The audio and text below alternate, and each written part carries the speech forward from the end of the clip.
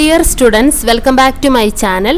Homework ക്ലാസ്സിൻ്റെ പുതിയൊരു വീഡിയോയിലേക്ക് എല്ലാ കൂട്ടുകാർക്കും സ്വാഗതം. അപ്പോൾ ഇന്നത്തെ നമ്മുടെ ക്ലാസ് ബേസിക് സയൻസ് ആയിരുന്നു. കഴിഞ്ഞ 4-5 ദിവസമായിട്ട് നമ്മൾ ക്ലാസ്സുകളൊന്നും ഇട്ടിട്ടുണ്ടായിരുന്നില്ല. അപ്പോൾ എന്തുകൊണ്ടാണെന്ന് ഞാൻ കമ്മ്യൂണിറ്റി ടാബിൽ ഇട്ടിട്ടുണ്ട്. അപ്പോൾ നിങ്ങളത് കണ്ടിട്ടുണ്ടാവുമെന്ന് വിചാരിക്കുന്നു. ക്ലാസ്സുകൾ ചെയ്യാൻ പറ്റാത്തൊരു സാഹചര്യമായിരുന്നു, അതുകൊണ്ടാണ് ചെയ്യാതിരുന്നത്. അപ്പോൾ ഇന്ന് ഞാൻ ചെയ്തിരിക്കുന്നത് ഇന്നത്തെ ക്ലാസ്സാണ്. നിങ്ങൾക്ക് ഇതുവരെ മിസ്സായ എല്ലാ ക്ലാസ്സുകളും വരുന്ന ദിവസങ്ങളിലായിട്ട് നമ്മൾ അപ്ലോഡ് ചെയ്യുന്നതായിരിക്കും. ഓക്കെ, അപ്പോൾ നമുക്ക് ഇന്നത്തെ ക്ലാസ്സിലേക്ക് പോകാം അല്ലേ. 7ാമത്തെ യൂണിറ്റാണ് ഇന്ന് പഠിപ്പിച്ചത്. വിൻഡോസ് ഓഫ് നോളജ്, അറിവിൻ്റെ ജാലകങ്ങൾ. ഇതുമായി ബന്ധപ്പെട്ട് 3 ആക്ടിവിറ്റീസാണ് നിങ്ങൾക്ക് ചെയ്യാനായിട്ട് തന്നിട്ടുണ്ടായിരുന്നത്. അപ്പോൾ ആ പ്രവർത്തനങ്ങളും ഞാൻ ഈ വീഡിയോയിൽ ഉൾപ്പെടുത്തിയിട്ടുണ്ട്. അപ്പോൾ എല്ലാവരും ക്ലാസ് മുഴുവനായിട്ട് കാണുക. ഇഷ്ടപ്പെട്ടാൽ നിങ്ങളുടെ കൂട്ടുകാർക്കൊക്കെ ഷെയർ ചെയ്ത് കൊടുക്കുക. ഇതുവരെ നമ്മുടെ ചാനൽ സബ്സ്ക്രൈബ് ചെയ്യാത്ത ആരെങ്കിലും ഉണ്ടെങ്കിൽ മറക്കാതെ ചാനൽ ഒന്ന് സബ്സ്ക്രൈബ് ചെയ്യാം. ഓക്കെ, അപ്പോൾ ആദ്യം തന്നെ പറയാൻ പോകുന്നത്, നമ്മുടെ ഈ ലോകത്ത്, ഈ ഭൂമിയിൽ ജീവിക്കുമ്പോൾ നമ്മൾ ഒരുപാട് അറിവുകൾ നേടുന്നുണ്ട് ദിവസവും അല്ലേ. അറിവുകൾ എന്ന് പറഞ്ഞാൽ പല കാര്യങ്ങളും നമ്മൾ കാണുന്നുണ്ട്, കേൾക്കുന്നുണ്ട്, സ്പർശിച്ചറിയുന്നുണ്ട് അല്ലേ, രുചിച്ചറിയുന്നുണ്ട്. അങ്ങനെ പല രീതിയിലാണ് നമ്മൾ കാര്യങ്ങൾ അറിയുന്നത്. അതിൽ ഏറ്റവും കൂടുതൽ അറിവുകൾ നമുക്ക് നൽകാനായിട്ട്, അല്ലെങ്കിൽ അറിവുകൾ ഏറിയ പങ്കും നമുക്ക് ലഭിക്കുന്നത് കാഴ്ചയിലൂടെയാണ് അല്ലേ. നമ്മളിപ്പം എന്തൊരു കാര്യമാണെങ്കിലും ആദ്യം നമ്മളത് കാണാനാണ് ശ്രമിക്കാറ് അല്ലേ, കണ്ട് മനസ്സിലാക്കാനാണ് നമ്മൾ ശ്രമിക്കുക.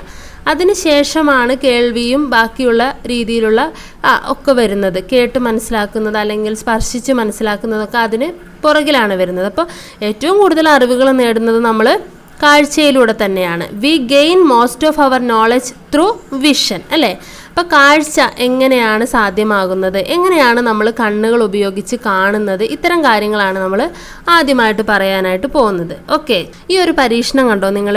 ഒരു ലെൻസ്, ഒരു ഹാൻഡ് ലെൻസ് ഉപയോഗിച്ച് ഒരു ഇമേജ്, പ്രതിബിംബം ആ ചുമരിൽ പതിപ്പിക്കുകയാണ് ചെയ്യുന്നത്. ഓക്കെ, ഇപ്പോൾ ലെൻസ് നിങ്ങൾ കണ്ടിട്ടുണ്ടാവും അല്ലേ. ചെറിയ വസ്തുക്കളെ വലുതാക്കി കാണിക്കാനൊക്കെ നമ്മൾ ലെൻസ് ഉപയോഗിക്കാറുണ്ട്. ഇത്തരത്തിലൊരു ലെൻസിലേക്ക് ആ മെഴുകുതിരിയിൽ നിന്നുള്ള, ആ മെഴുകുതിരിയുടെ അതിൻ്റെ ഇമേജ്, അതിൻ്റെ പ്രതിബിംബം നമുക്ക് എവിടെ പതിപ്പിക്കാൻ പറ്റും? ചുമരിൽ പതിപ്പിക്കാനായിട്ട് പറ്റും.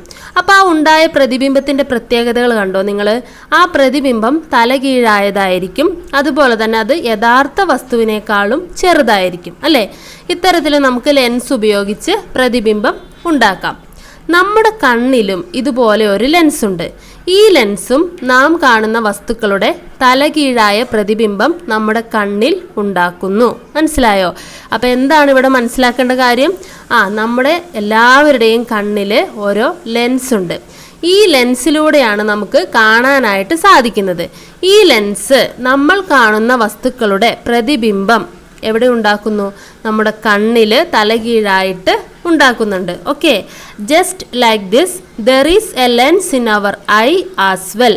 This lens also forms an inverted image of the objects we see with our eyes. അപ്പോൾ എങ്ങനെയാണ് നമുക്കിത് കാണുന്നതെന്നതിൻ്റെ ഫസ്റ്റ് സ്റ്റെപ്പ് നിങ്ങൾ മനസ്സിലാക്കി അല്ലേ. ഇപ്പം നമ്മൾ ചെയ്ത ഈ ഒരു പരീക്ഷണത്തിൽ എവിടെയാണ് പ്രതിബിംബം നമ്മൾ പതിപ്പിച്ചത്? ഭിത്തിയിലാണ് പതിപ്പിച്ചത്, ആ ചുമരിലാണ് പതിപ്പിച്ചത് അല്ലേ. അങ്ങനെയാണെങ്കിൽ നമ്മുടെ കണ്ണിൽ എവിടെയായിരിക്കും പ്രതിബിംബം പതിയുന്നത്? നമ്മുടെ കണ്ണിൽ പ്രതിബിംബം പതിയുന്ന ആ സ്ഥലത്തെ നമ്മൾ വിളിക്കുന്ന പേരാണ് റെറ്റിന. ഓക്കെ, കണ്ണിൽ റെറ്റിന എന്ന സ്ക്രീനിലാണ് പ്രതിബിംബം തലകീഴായി പതിയുന്നത്. In the eye the inverted image is formed on the screen known as retina. Okay, ഇനി റെറ്റിനയിൽ പതിഞ്ഞ ഈ പ്രതിബിംബം നമ്മൾ കണ്ടു എന്ന് നമ്മുടെ തലച്ചോറ് മനസ്സിലാക്കുന്നത് എപ്പോഴാണ്? നേത്രനാഡികൾ ഈ സന്ദേശത്തെ തലച്ചോറിൽ എത്തിക്കുന്നു. തലച്ചോറ് വസ്തുവിൻ്റെ യഥാർത്ഥവും നിവർന്നതുമായ കാഴ്ച സാധ്യമാക്കുന്നു. ദ ഒപ്റ്റിക് നെർവ്, നേത്രനാഡിക്ക് ഇംഗ്ലീഷിൽ പറയുന്നത് ഒപ്റ്റിക് നെർവ് എന്നാണ്. Optic nerves send this message to the brain. The brain enables the vision of the real erect image. മനസ്സിലായോ? കണ്ണിൻ്റെ ഉള്ളിൽ ഉണ്ടാകുന്നത് തലകീഴായിട്ടുള്ള പ്രതിബിംബമാണെങ്കിലും നമുക്ക് കാണാൻ സാധിക്കുന്നത് അത് നിവർന്നു നിൽക്കുന്നത് പോലെ തന്നെയാണ് അല്ലേ. ആ വസ്തുവിൻ്റെ യഥാർത്ഥ രൂപം തന്നെയാണ് നമുക്ക് കാണാനായിട്ട് സാധിക്കുന്നത്. അപ്പോൾ കാഴ്ച സാധ്യമാകുന്നതിൽ ആരൊക്കെയാണ് പങ്കുവഹിക്കുന്നത്? കണ്ണിലെ ലെൻസും അതുപോലെ തന്നെ റെറ്റിന അല്ലേ. റെറ്റിനയിലാണ് ആ പ്രതിബിംബം പതിയുന്നത്. അതുപോലെ തന്നെ നേത്രനാഡികളുണ്ട് അല്ലേ. നേത്രനാഡികളാണ് തലച്ചോറിലേക്ക് ഈ മെസ്സേജ് പാസ് ചെയ്യുന്നത്, ഒപ്റ്റിക് നെർവ്സ്. മനസ്സിലായല്ലോ? ഇനി ഇവിടെ ചിത്രം തന്നിട്ടുണ്ട്, നിങ്ങൾക്ക് കാണാൻ പറ്റും. കണ്ണിൻ്റെ മുൻപിലുള്ളതൊരു റോസാപ്പൂവാണ് അല്ലേ. ആ റോസാപ്പൂവിൽ നിന്നുള്ള ആ ഒരു പ്രകാശം കണ്ണിലേക്ക് പതിക്കുന്നു. അപ്പോൾ ഇവിടെ ലെൻസ് കാണാം നമുക്ക് അല്ലേ. ഈ ലെൻസ് വഴി അത് ഉള്ളിലേക്ക് കടന്ന് റെറ്റിന, കണ്ണിൻ്റെ പുറകുഭാഗത്തുള്ള റെറ്റിനയിൽ പതിക്കുന്നു. ഈ റെറ്റിനയിൽ ഉണ്ടാകുന്ന പ്രതിബിംബം തലകീഴായിട്ടാണെങ്കിലും നമുക്ക് കാണാൻ സാധിക്കുന്നത് നിവർന്ന ഇമേജ് തന്നെ ആയിരിക്കും. ഓക്കെ, ഇനി അപ്പോൾ നിങ്ങൾക്ക് വേണമെങ്കിൽ ചിന്തിക്കാം, എന്തിനാണ് നമുക്ക് രണ്ട് കണ്ണുകൾ, ഒരു കണ്ണ് പോരെ, ഒരു കണ്ണും ഒരു ലെൻസും വെച്ചിട്ട് നമുക്ക് കണ്ടുകൂടെ എന്ന് വേണമെങ്കിൽ നമുക്ക് ചിന്തിക്കാം അല്ലേ. ഇപ്പോൾ ഇവിടെ ഒരു പ്രവർത്തനം തന്നിട്ടുണ്ട്, നിങ്ങളൊന്ന് നോക്കിക്കേ. ഒരാളുടെ കയ്യിൽ ഒരു പെന്നുണ്ട്, ആ പെന്നിൽ ടോപ്പ് ഇടാനായിട്ട് ശ്രമിക്കുകയാണ്. ഓക്കെ, ഈ ടോപ്പ് ഇടുമ്പോൾ നമ്മൾ ഒരു കണ്ണ് അടച്ച് പിടിച്ചിട്ട് ടോപ്പ് ഇടാനായിട്ട് ശ്രമിക്കണം. ഓക്കെ, അതേപോലെ മുകളിലേക്ക് എറിഞ്ഞ പന്ത് വീഴുമ്പോൾ അത് പിടിക്കാനായിട്ട് ശ്രമിക്കുക. ഇത്തരത്തിലുള്ള പരീക്ഷണങ്ങളൊക്കെ ചെയ്യുമ്പോൾ ഒരു കണ്ണ് അടച്ചുകൊണ്ട് വേണം ചെയ്യാൻ. അപ്പം നമുക്ക് മനസ്സിലാകും രണ്ട് കണ്ണുകൾ തുറന്നിട്ട് നമ്മളത് ചെയ്യാൻ ശ്രമിക്കുമ്പോഴും ഒരു കണ്ണ് മാത്രം ഉപയോഗിച്ച് ചെയ്യുമ്പോഴുമുള്ള വ്യത്യാസം എത്രത്തോളം ഉണ്ടെന്നത്. ഓക്കെ, അതായത് നമുക്ക് രണ്ട് കണ്ണുകളും ഉപയോഗിച്ചുള്ള ഒരു കാഴ്ചയാണ് കൂടുതലും നമ്മുടെ മനുഷ്യരിൽ, അല്ലെങ്കിൽ അത്തരത്തിലുള്ള കാഴ്ചയാണ് നമുക്ക് മുഴുവനായിട്ടും കാര്യങ്ങൾ കാണാനായിട്ട് സാധിക്കുകയുള്ളൂ. ഓക്കെ, രണ്ട് കണ്ണും ഒരേ സമയം ഒരേ ബിന്ദുവിൽ കേന്ദ്രീകരിച്ച് കാണാൻ കഴിയുന്നതിനെ ദ്വിനേത്ര ദർശനമെന്ന് പറയുന്നു. ഇതുമൂലം വസ്തുക്കളുടെ അകലം, സ്ഥാനം എന്നിവ നമുക്ക് കൃത്യമായി തിരിച്ചറിയാൻ കഴിയുന്നു. The ability to see by focusing both eyes on the same point is termed binocular vision. We get an accurate knowledge of the distance and position of objects by this. അതായത് ഇപ്പം നമ്മൾ പറഞ്ഞില്ലേ, ആ പേനയുടെ ടോപ്പ് അതിലേക്ക് ഇടണം അല്ലേ. അപ്പോൾ അതിൻ്റെ സ്ഥാനം എവിടെയാണെന്ന് നിങ്ങൾക്ക് കൃത്യമായിട്ട് മനസ്സിലാവണമെങ്കിൽ രണ്ട് കണ്ണുകളും ഉപയോഗിച്ച് ആ ബിന്ദുവിലേക്ക് കേന്ദ്രീകരിക്കുമ്പോഴാണ് നമുക്ക് അതിൻ്റെ സ്ഥാനം മനസ്സിലാക്കാനായിട്ട് സാധിക്കുക. അല്ലെങ്കിൽ മുകളിലേക്ക് എറിഞ്ഞ ഒരു പന്ത് നിങ്ങൾ പിടിക്കാനായിട്ട് ശ്രമിക്കുമ്പോൾ ആ പന്ത് ഏത് രീതിയിൽ, ഏത് ദിശയിലാണ് വരുന്നത് എന്ന് മനസ്സിലാക്കണമെങ്കിൽ നമ്മുടെ രണ്ട് കണ്ണുകളും നമ്മൾ ഉപയോഗിക്കണം. അപ്പോൾ ഇത്തരത്തിലുള്ള കാഴ്ചയെ നമ്മൾ എന്ത് പറയും? ദ്വിനേത്ര ദർശനം അല്ലെങ്കിൽ ബൈനോക്കുലർ വിഷൻ എന്ന് പറയുന്നു. മനസ്സിലായല്ലോ? ഇനി കാഴ്ച കൊണ്ട് എന്തെല്ലാം സാധ്യമാവുന്നു? What do we get through our eyes? എന്തിനെല്ലാമാണ് കാഴ്ച ഉപയോഗിക്കുന്നത്, അല്ലെങ്കിൽ കാഴ്ച കൊണ്ട് നമുക്കുള്ള ഗുണങ്ങൾ എന്തൊക്കെയാണ്? പ്രധാനമായിട്ടും നമുക്ക് നിറങ്ങൾ തിരിച്ചറിയാൻ കഴിയുന്നു അല്ലേ. കാഴ്ചയുള്ളത് കൊണ്ടാണ് നമുക്ക് പല തരത്തിലുള്ള നിറങ്ങളാണ് ഈ ഭൂമിയിലെ വസ്തുക്കൾക്കുള്ളത്. അല്ലെങ്കിൽ നിറങ്ങളെ തിരിച്ചറിയാൻ നമ്മെ സഹായിക്കുന്നത് നമ്മുടെ കാഴ്ചയാണ്. കണ്ണടച്ച് പിടിച്ച് ഒരു വസ്തു നിങ്ങൾ തൊട്ടാൽ നിങ്ങൾക്ക് അതിൻ്റെ നിറം മനസ്സിലാക്കാൻ പറ്റുമോ? ഇല്ല അല്ലേ. വസ്തുവിൻ്റെ വലിപ്പമൊക്കെ വേണമെങ്കിൽ നമുക്ക് ഗസ് ചെയ്തെടുക്കാനായിട്ട് പറ്റും, പക്ഷെ നിറം പറയാനായിട്ട് നമുക്ക് പറ്റില്ല. അതുപോലെ തന്നെ അതിൻ്റെ ത്രിമാന കാഴ്ച അല്ലെങ്കിൽ 3 ഡയമെൻഷണൽ വിഷൻ, ഒരു വസ്തുവിൻ്റെ ത്രിമാന കാഴ്ച അല്ലെങ്കിൽ 3 ഡയമെൻഷണൽ വിഷൻ നമുക്ക് സാധ്യമാകുന്നത് നമുക്ക് കാഴ്ചയുള്ളത് കൊണ്ടാണ്. എന്താണ് ഈ ത്രിമാന കാഴ്ച അല്ലെങ്കിൽ 3 ഡയമെൻഷണൽ വിഷൻ എന്ന് പറഞ്ഞാൽ? അതിൻ്റെ നീളവും വീതി, ഉയരം, കനം, അകലം ഇതൊക്കെ തിരിച്ചറിയാനുള്ള കഴിവ്, അതിനെയാണ് നമ്മൾ ത്രിമാന കാഴ്ച എന്ന് പറയുന്നത്. The ability to know the length, breadth, height, thickness and distance അല്ലേ. ഇതെല്ലാം അറിയണമെങ്കിൽ നമുക്ക് കാഴ്ച ഉണ്ടായിരിക്കണം. ഇനി കാഴ്ചയില്ലാത്ത ആളുകളെക്കുറിച്ച് നിങ്ങൾ എപ്പോഴെങ്കിലും ചിന്തിക്കാറുണ്ടോ? ഒരുപക്ഷെ നിങ്ങളുടെ ക്ലാസ്സിൽ തന്നെ ചില കൂട്ടുകാർക്ക് കാഴ്ചയില്ലാത്തവരായിരിക്കാം അല്ലേ. കാഴ്ചയില്ലാത്തവർ ഒരുപാട് തരത്തിലുള്ള ബുദ്ധിമുട്ടുകൾ ഈ ലോകത്തിൽ അനുഭവിക്കുന്നുണ്ട് അല്ലേ. നമ്മൾ സാധാരണക്കാരെ പോലെ തന്നെയുള്ള ഒരു ജീവിതം നയിക്കാൻ പലപ്പോഴും അവർക്ക് സാധിക്കില്ല. ഇന്നത്തെ സാഹചര്യത്തിൽ ഒരുപാട് മാറ്റങ്ങൾ വന്നിട്ടുണ്ടെങ്കിൽ പോലും പല സാഹചര്യങ്ങളിലും അവർക്ക് അവരുടെ ആ കുറവ് ഒരു ബുദ്ധിമുട്ടായിട്ട് തന്നെ വരാറുണ്ട് അല്ലേ. അപ്പോൾ അവരെ സഹായിക്കാൻ വേണ്ടി പലതരത്തിലുള്ള സംവിധാനങ്ങൾ നമ്മുടെ ലോകത്ത് കണ്ടുപിടിച്ചിട്ടുണ്ട്. അതിലൊന്നാണ് വൈറ്റ് കെയിൻ എന്ന് പറയുന്നത്. എന്താണ് വൈറ്റ് കെയിൻ? അന്ധരായ ആളുകൾ സുരക്ഷിതമായി സഞ്ചരിക്കാൻ ഉപയോഗിക്കുന്ന വെളുത്ത വടിയാണ് വൈറ്റ് കെയിൻ. ഇത് ഭാരം കുറഞ്ഞ പൊള്ളയായ ഒരു അലൂമിനിയം ദണ്ഡാണ്. വടിയുടെ അടിയിൽ പിടിപ്പിച്ചിട്ടുള്ള ലോഹഭാഗം വസ്തുക്കളിൽ തട്ടിയുണ്ടാകുന്ന ശബ്ദത്തിൽ നിന്നും വഴിയിലെ തടസ്സം തിരിച്ചറിയാൻ കഴിയും. വൈറ്റ് കെയിൻ ഉപയോഗിക്കുന്നത് വഴി അന്ധരെ മറ്റുള്ളവർക്ക് തിരിച്ചറിയാനും അവരെ സഹായിക്കാനും കഴിയും. ഓക്കെ, മനസ്സിലായോ? അതായത് കണ്ണ് കാണാത്ത ആളുകൾ അവർക്ക് എങ്ങോട്ടെങ്കിലും നടന്നു പോകണമെങ്കിൽ അതിനുവേണ്ടി അവർ ഉപയോഗിക്കുന്നതാണ് ഈ വൈറ്റ് കെയിൻ എന്ന് പറഞ്ഞ ഒരു വടി. അതെന്തുകൊണ്ടാണ് നിർമ്മിച്ചിരിക്കുന്നത്? അലൂമിനിയം കൊണ്ട് അല്ലേ.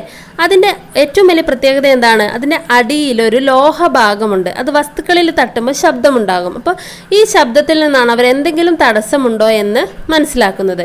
White cane is a white stick used by the blind for safe movement. This is a hollow and light aluminium rod. Users can detect the presence of obstacles from the sound produced by the metal portion fixed at the bottom of the stick. It helps others to easily identify the blind and help them. അപ്പോൾ നമുക്ക് അവരെ തിരിച്ചറിയാനും കൂടെ ഇത് സഹായിക്കും അല്ലേ? അവർ blind ആണ്, അവർക്ക് കണ്ണ് കാണാൻ കഴിയാത്തവരാണെന്ന് നമുക്ക് മനസ്സിലാക്കി അവരെ സഹായിക്കാൻ കൂടി ഈ ഒരു വൈറ്റ് കെയിൻ, ഈ ഒരു വെളുത്ത വടി നമ്മളെ സഹായിക്കും. ഇനി അതുപോലെ തന്നെ നിങ്ങൾ ചിലപ്പോൾ കേട്ടിട്ടുണ്ടാവും ബ്രെയിൽ ലിപി എന്ന് പറഞ്ഞൊരു ലിപിയെക്കുറിച്ച് അല്ലേ? എന്താണ് ലിപി എന്ന് പറഞ്ഞാൽ ഏത് രീതിയിലാണ് എഴുതിയിരിക്കുന്നത് അല്ലേ? ഓർപ്പോൾ മലയാള അക്ഷരങ്ങൾക്കൊരു ലിപിയുണ്ട്, അല്ലെങ്കിൽ ഇംഗ്ലീഷ് അക്ഷരങ്ങൾക്കൊരു ലിപിയുണ്ട്. അതുപോലെ തന്നെ ബ്രെയിൽ ലിപി എന്ന് പറഞ്ഞാൽ അന്ധരായ ആളുകൾ എഴുതുവാനും വായിക്കുവാനും ഉപയോഗിക്കുന്ന ലിപി സമ്പ്രദായമാണ് ബ്രെയിൽ ലിപി. കട്ടിയുള്ള കടലാസിൽ തൊട്ടറിയാൻ കഴിയും വിധം ഉയർന്നു നിൽക്കുന്ന കുത്തുകൾ വഴിയാണ് അക്ഷരങ്ങൾ ഈ രീതിയിൽ രേഖപ്പെടുത്തുന്നത്. ഫ്രഞ്ചുകാരനായ ലൂയിസ് ബ്രെയിലാണ് ഈ രീതി വികസിപ്പിച്ചത്. അതായത് അവർക്ക് സ്പർശിച്ചുകൊണ്ട് മനസ്സിലാക്കാനായിട്ട് സാധിക്കും അക്ഷരങ്ങൾ ഏതൊക്കെയാണെന്ന്. ഇത്തരത്തിലുള്ള ലിപിയാണ് ബ്രെയിൽ ലിപി. ഓക്കെ, ബ്രെയിലി സ്ക്രിപ്റ്റ് എന്നാണ് ഇംഗ്ലീഷിൽ പറയുന്നത്. This is a script used by the blind to read and write. In this system the letters are recorded by way of projected dots on thick paper which can be felt by touch. This method was developed by a French man named Louis Braille. Okay, അപ്പോൾ എന്താണെന്ന് മനസ്സിലായല്ലോ? ഒരു കട്ടിയുള്ള തിക്കായിട്ടുള്ള ഒരു പേപ്പറിൽ dots ഇട്ടിട്ട് ആ ഡോട്ട്സ് വഴിയാണ് ഇവരിത് റീഡ് ചെയ്യുന്നത്. ഓക്കെ, ഇനി അന്ധരെ സഹായിക്കാനായിട്ട് ഉപയോഗിക്കാവുന്ന ചില സംവിധാനങ്ങളുടെ പേരുകൾ ഇവിടെ കൊടുത്തു. നമ്മളിപ്പോൾ പരിചയപ്പെട്ട കാര്യങ്ങളൊക്കെ തന്നെയാണ്. വൈറ്റ് കെയിൻ നമ്മൾ പരിചയപ്പെട്ടതാണ് അല്ലേ? ബ്രെയിൽ ലിപി, അതുപോലെ തന്നെ ടാക്റ്റൈൽ വാച്ച് എന്ന് പറഞ്ഞൊരു സംവിധാനമുണ്ട്. ടോക്കിംഗ് വാച്ച്, ഇതൊക്കെ അന്ധരെ സഹായിക്കാനായിട്ട് അല്ലെങ്കിൽ ടു ഹെൽപ്പ് ദ ബ്ലൈൻഡ് ആയിട്ടുള്ള ആളുകളെ സഹായിക്കാനുള്ള ചില ഫെസിലിറ്റീസാണ്. ഓക്കെ, ഇനി എന്താണ് നേത്രദാനം? നേത്രം എന്ന് പറഞ്ഞാൽ കണ്ണാണ് അല്ലേ? നേത്രദാനം എന്ന് പറഞ്ഞാൽ എന്താണ്? പല വൈകല്യങ്ങളും കണ്ണിലെ കാഴ്ച നഷ്ടപ്പെടാനുള്ള കാരണമാകാം, അല്ലെങ്കിൽ അന്ധതയ്ക്ക് കാരണമാകാം അല്ലേ? പക്ഷേ ഇതിലെ ചില അസുഖങ്ങൾ അല്ലെ ചില വൈകല്യങ്ങൾ കണ്ണിലെ ചില ഭാഗങ്ങൾ മാറ്റിവെക്കുന്നതിലൂടെ നമുക്ക് പരിഹരിക്കാനായിട്ട് പറ്റും. അപ്പോൾ കാഴ്ചയുള്ള വ്യക്തിയുടെ നേത്രഭാഗങ്ങൾ മരണശേഷം മറ്റൊരാൾക്ക് നൽകുന്നതാണ് നേത്രദാനം. Okay, many defects of the eye may lead to blindness. Some of them can be rectified by replacing certain parts of the eye. Donating one's eye after death is called I donation. അപ്പോൾ എന്താണ് I donation അല്ലെങ്കിൽ നേത്രദാനം? ഒരാൾ ജീവിച്ചിരിക്കുന്ന ഒരാൾ, ആരോഗ്യമുള്ള കണ്ണുള്ള ഒരാൾ, അദ്ദേഹത്തിൻ്റെ മരണശേഷം മറ്റൊരാൾക്ക് അദ്ദേഹത്തിൻ്റെ കണ്ണുകൾ ദാനം ചെയ്യുക, അതിനെയാണ് നമ്മൾ നേത്രദാനം എന്ന് പറയുന്നത്. ഇനി എങ്ങനെയൊക്കെയാണ് നമുക്ക് നമ്മുടെ കണ്ണുകൾ സംരക്ഷിക്കാനായിട്ട് കഴിയുക? നമുക്ക് മനസ്സിലായി എത്രത്തോളം പ്രാധാന്യമുള്ളതാണ് നമ്മുടെ കണ്ണുകളെന്നല്ലേ? കണ്ണുകളില്ലെങ്കിൽ നമുക്ക് ജീവിതം വളരെ ബുദ്ധിമുട്ടാണ്. അപ്പോൾ എങ്ങനെയൊക്കെ നമുക്ക് നമ്മുടെ കണ്ണുകളെ സംരക്ഷിക്കാം? എന്തൊക്കെയാണ് ചെയ്യേണ്ടത്?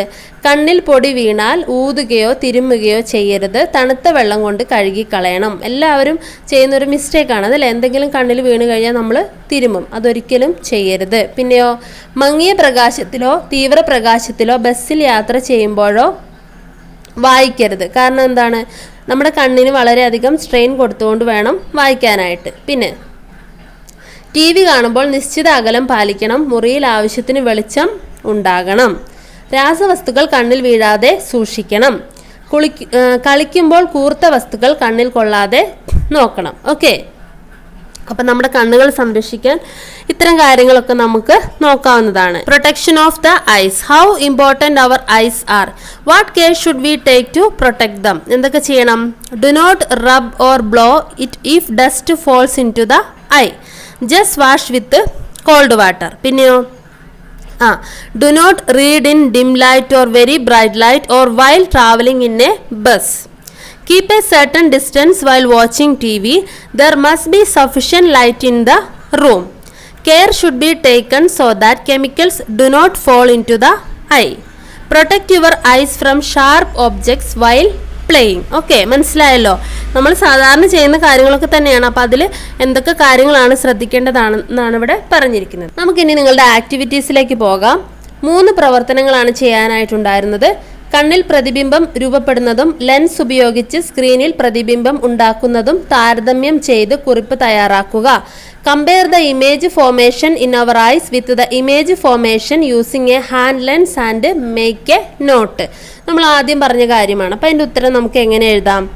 ലെൻസ് ഉപയോഗിച്ച് ദൂരെയുള്ള വസ്തുക്കളുടെ പ്രതിബിംബം സ്ക്രീനിൽ പതിപ്പിക്കാൻ കഴിയും. ഈ പ്രതിബിംബം വളരെ ചെറുതും തലകീഴായതും ആയിരിക്കും. നമ്മുടെ കണ്ണിലും ഇതുപോലെ തന്നെ ഒരു ലെൻസ് ഉണ്ട്. ഈ ലെൻസും നാം കാണുന്ന വസ്തുക്കളുടെ തലകീഴായ പ്രതിബിംബം നമ്മുടെ കണ്ണിൽ ഉണ്ടാക്കുന്നു. കണ്ണിലെ റെറ്റിനയിലാണ് ഈ പ്രതിബിംബം പതിയുന്നത്.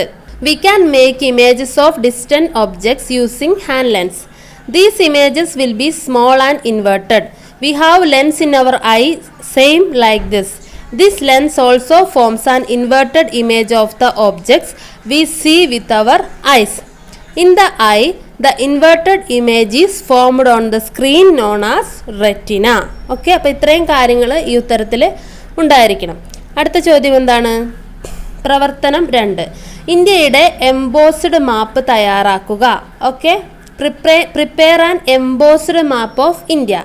എന്താണ് എംബോസ്ഡ് മാപ്പ് എന്ന് പറഞ്ഞാൽ? നിങ്ങൾ ടെക്സ്റ്റിൽ പറഞ്ഞിട്ടുണ്ട് എന്താണെന്ന്. കണ്ണ് കാണാത്തവർക്കായി ഭൂപടങ്ങളിൽ എന്ത് മാറ്റങ്ങളാണ് നമുക്ക് ചെയ്യാനാവുക? സംസ്ഥാന അതിർത്തികൾ, പർവ്വതങ്ങൾ, നദികൾ എന്നിവ തൊട്ടറിയാൻ എന്തെങ്കിലും ചെയ്തുകൂടെ? പശയിൽ മുക്കിയ നൂലും മണലും ഉപയോഗിച്ച് സ്പർശിച്ചറിയാവുന്ന ഭൂപടങ്ങൾ ഉണ്ടാക്കിക്കൂടെ? ഇവയാണ് എംബോസ്ഡ് മാപ്പുകൾ. ഒരു എംബോസ്ഡ് മാപ്പ് നിങ്ങളും ഉണ്ടാക്കി നോക്കൂ. അപ്പം നിങ്ങൾക്കിത് സ്വന്തമായിട്ട് ചെയ്യാം. ആദ്യം ഇന്ത്യയുടെ ഒരു ഭൂപടം വരച്ച് ഉണ്ടാക്കണം. അതിൽ തിരിച്ചറിയാൻ വേണ്ടിയിട്ട് പലതരത്തിലുള്ള വസ്തുക്കൾ ഒട്ടിച്ച് നമുക്ക് ഈ മാപ്പ് തയ്യാറാക്കാം. ഓക്കെ, അപ്പം നിങ്ങൾ സ്വന്തമായിട്ട് ചെയ്യുക.